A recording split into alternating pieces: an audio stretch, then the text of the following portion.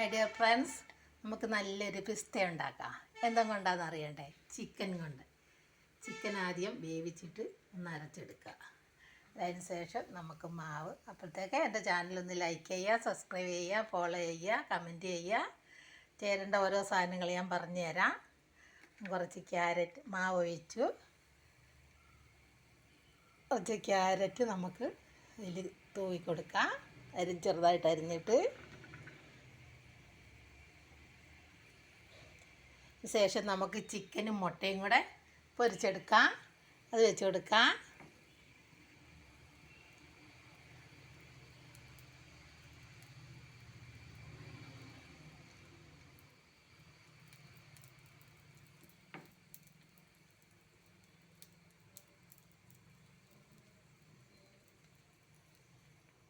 ഇനി അതിന് ശേഷം നമുക്ക്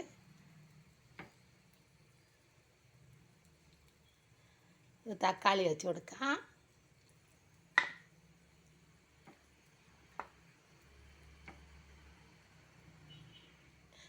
എൻ്റെ ചാനൽ ലൈക്കും സബ്സ്ക്രൈബ് ഒന്നും ചെയ്യാൻ മറക്കണ്ട കേട്ടോ. ശോശാമ്മ കിച്ചൺ പിസ്ത എന്താക്കുന്നത്.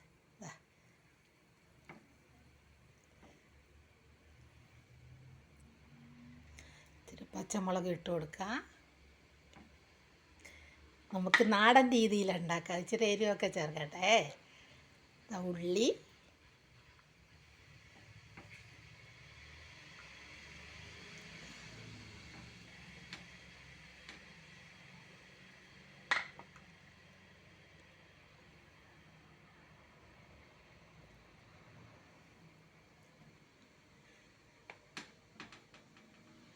ഒക്കെ കുറച്ച് മാവും കൂടെ അതിൻ്റെ മീതെ കൂടെ ഇങ്ങനെ ഒഴിച്ച് കൊടുക്കാം.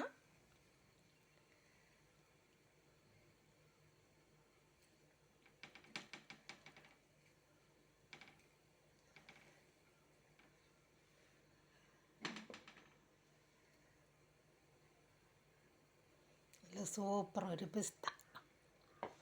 ചിക്കനും മുട്ട നമുക്കതൊന്ന് മൂടി വെച്ച് കൊടുക്കാം.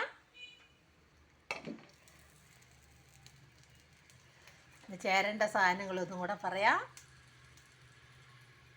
ക്യാരറ്റ്, ചിക്കൻ വേവിച്ചരച്ചെടുത്തത്, ഉള്ളി, തക്കാളി,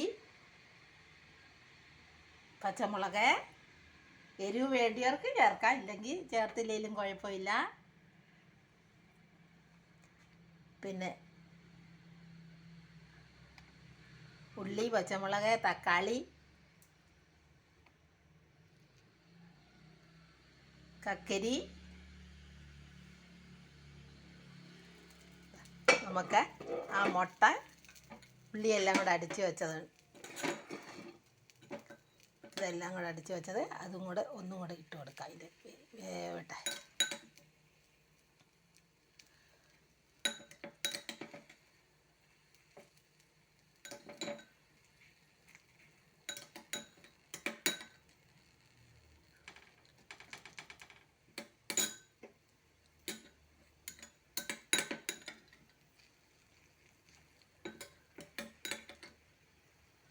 ചിക്കൻ കൊണ്ടൊരു പിസ്ത.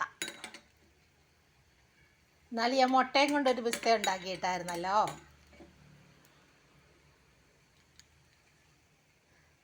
ഒരു മായം ചേരാത്ത പിസ്ത നമുക്ക് വീട്ടിൽ തന്നെ ഉണ്ടാക്കാം.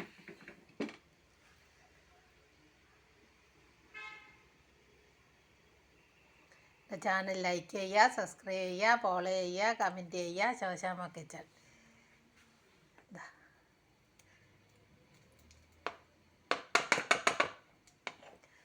ചിക്കൻ വേവിച്ചരച്ചെടുക്കുക, മുട്ട അടിച്ചെടുക്കുക, എന്നിട്ട് അതൊന്ന് പൊരിച്ചെടുക്കുക. എല്ലാം അങ്ങനെ കണ്ടോ.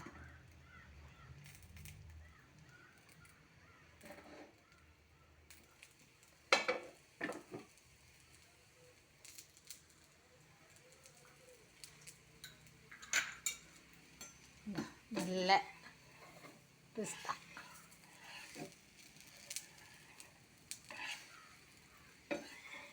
വേണമെങ്കിൽ ഒന്ന് മറിച്ചിട്ട് കൊടുക്കാം, മറിച്ചിട്ടില്ലെങ്കിലും കുഴപ്പമില്ല.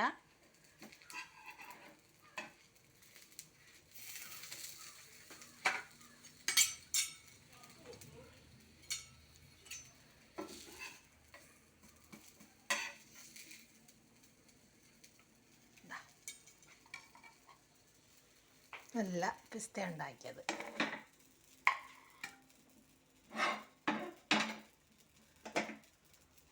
എല്ലാവരും ഉണ്ടാക്കി നോക്കണേ. നല്ല ചൂടോട് കഴിക്കാം. നമുക്കത് മുറിച്ച് നോക്കാം എങ്ങനെ ഉണ്ടെന്നറിയണ്ടേ.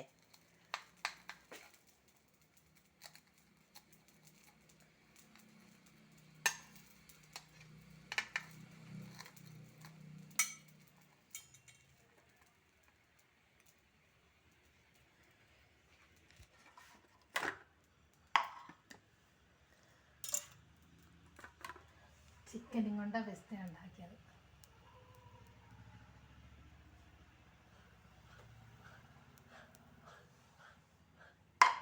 മുറിച്ച് നോക്കാം. ഇതാ കണ്ടോ? ആയി നല്ല സൂപ്പർ പിസ്ത. ആ തക്കാളിയുടെ പുളി, ഉള്ളി എല്ലാം കൂടെ ചേർന്ന് നല്ലൊരു രുചിയുള്ള. എല്ലാവരും ഉണ്ടാക്കി നോക്കണം കേട്ടോ. നല്ല സൂപ്പർ ഒരു പിസ്ത.